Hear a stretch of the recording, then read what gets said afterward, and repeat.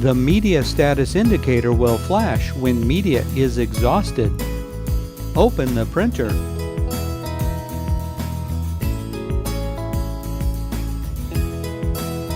Remove the used ribbon from the take-up spindles.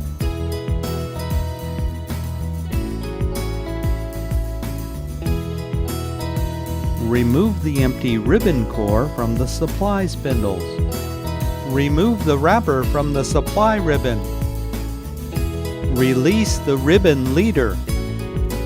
Install the supply ribbon on the spindles.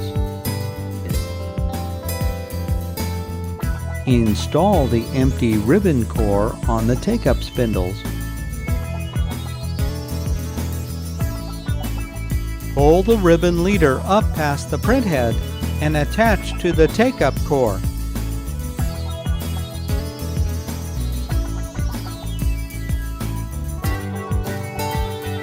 Wind the take-up spindle towards the rear of the printer until you see the black area of the ribbon.